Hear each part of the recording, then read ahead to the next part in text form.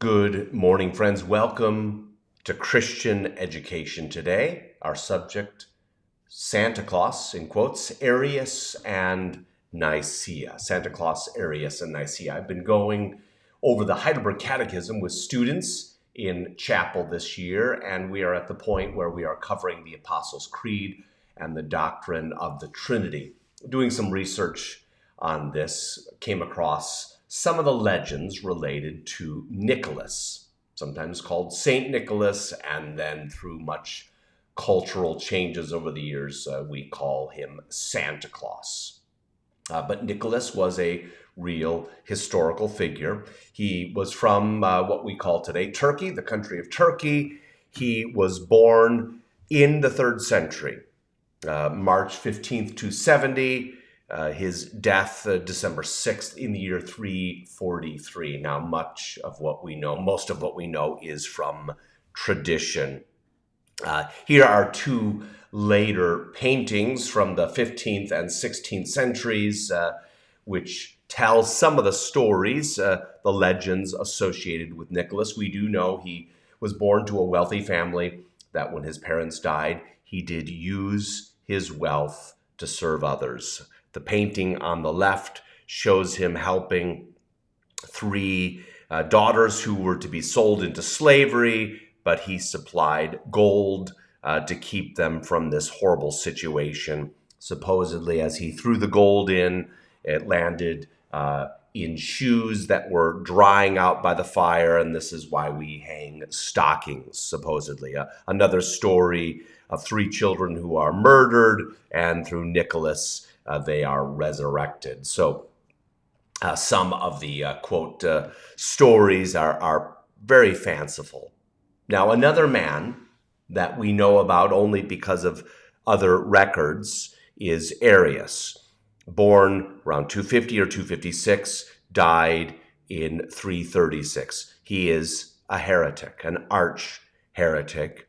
His writings were ordered to be burned by Constantine, and what we do know of some of Arius's writings were preserved by Athanasius, a great defender of the Christian truth.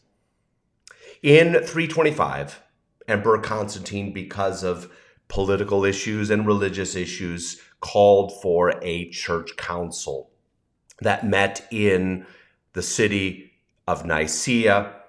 That is in what today is, again, the country of Turkey, Nicaea, not far from where Constantine had his capital in Constantinople.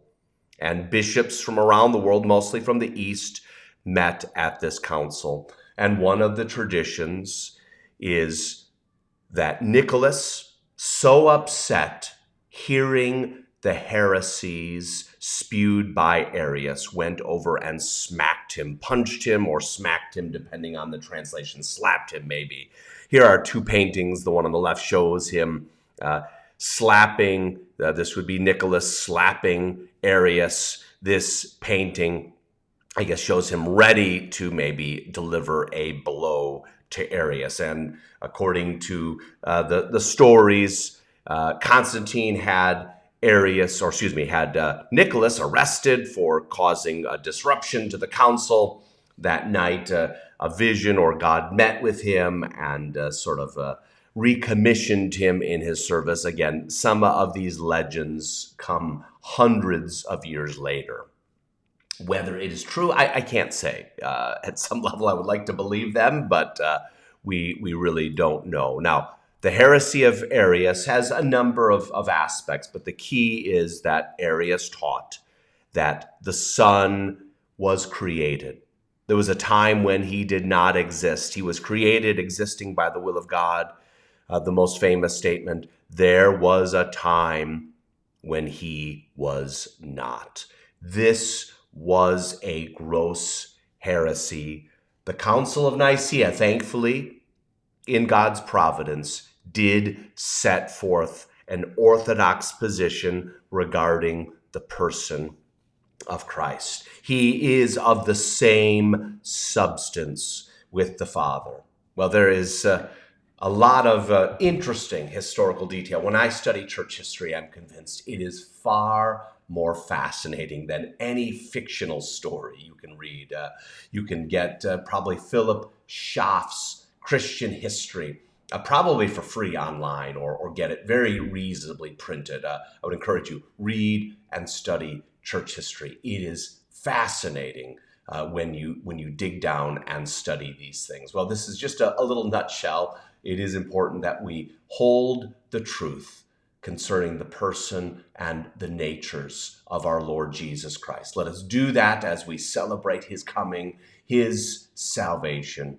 May the Lord bless you and your family as you study these things. Have a great day.